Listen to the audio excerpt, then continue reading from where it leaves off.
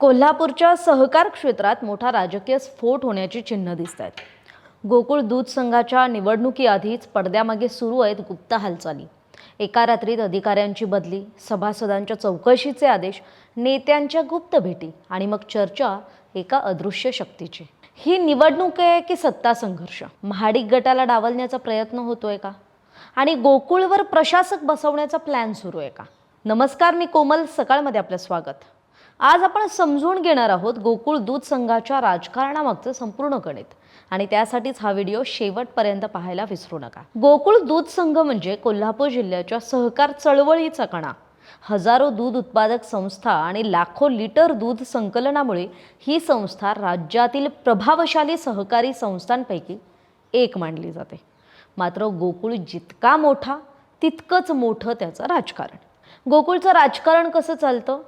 तर 5 वर्षांपूर्वी महाडिक गटाची तब्बल 25 वर्षांची सत्ता होती. मात्र एकत्र कोण आलं? काँग्रेसचे सतेज पाटील आणि मंत्री हसन मुश्रीफ. आणि मग सत्तांतर घडलं. पण त्यानंतर राज्यात राजकीय समीकरणं बदलली. याचा परिणाम कोल्हापूरातही झाला. सध्याची परिस्थिती अशी आहे की पूर्वी विरोधात असलेले अनेक नेते आता महायुतीत आहेत.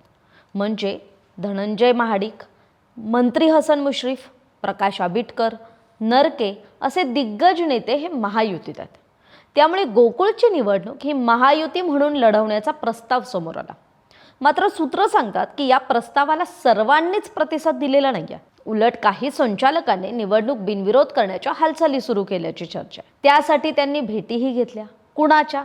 तर हसन मुश्रीफ, विनय कोरे, प्रकाश आबिटकर यांच्या भेटी घेतल्यात. तर बंटी पाटलांची भेट ही ठरलेली आहे, नियोजित आहे.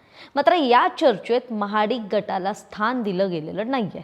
त्यामुळेच महाडिक गट नाराज झाल्याचं बोललं जात आहे. मात्र खरा ट्विस्ट ना पुढच्या घटनांमध्ये. 31 मार्च 2026ला काय झालं? वाढीव सभासदांच्या चौकशीचे आदेश देण्यात आले. पुढे 24 तासात दुग्ध उपनिबंधक प्रदीप मालगावे यांची बदली झाली. त्या वेगाने कारवाई का? हा प्रश्न उपस्थित झाला. मग तक्रारदारानं मुख्यमंत्री देवेंद्र फडणवीसांचे आभार मानले.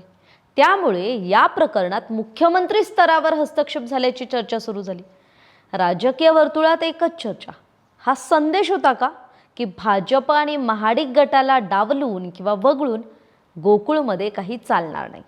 दरम्यान गोकुळचे अध्यक्ष नावीद मुश्रीफ यांनीही एक प्रश्न विचारला. त्या ज्या 1200 संस्था अपात्र झाल्या त्या करण्यामागे असलेली अदृश्य शक्ती कोण?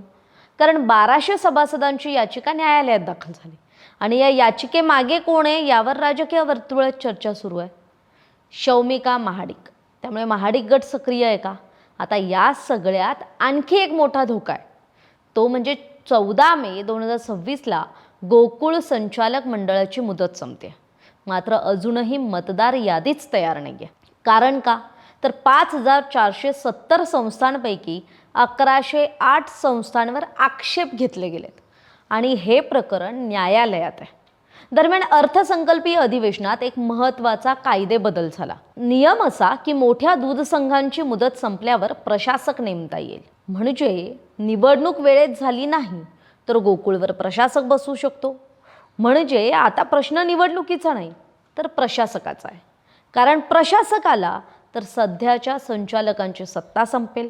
म्हणूनच काही जण बिनविरोध निवडणुकीच्या बाजूने आहेत, तर काही जण आधी संस्था पात्रता तपासा असं म्हणत आहेत. म्हणजे आता संघर्ष हा 3 स्तरावर आहे. एक म्हणजे महाडिक वर्सेस सत्ताधारी, दुसरा म्हणजे निवडणूक वर्सेस प्रशासक, आणि तिसरा म्हणजे संस्था विरुद्ध राजकारण. आता पुढे काय होणार? गोकुळची निवडणूक वेळेत होणार का? महाडिक गट पुन्हा ताकद दाखवणार का? प्रशासक हा गोकुळवर बसणार का? की पुन्हा एकदा राजकीय समीकरण बदलणार? पण या सगळ्यात महत्त्वाची गोष्ट म्हणजे हा संघर्ष नेत्यांचा असला तरी परिणाम होणार आहे तो दूध उत्पादक शेतकऱ्यांवर आणि सहकार क्षेत्रावर. त्यामुळे आता यात पुढे काय घडतंय हे आपल्याला पाहावं लागणार आहे. तरी आपल्याला हा व्हिडिओ आवडला असेल तर जास्तीत जास्त लाईक आणि शेअर करायला विसरू नका. आणि या प्रकरणातील प्रत्येक अपडेटसाठी सकाळ न्यूजला सबस्क्राईब जरूर करा.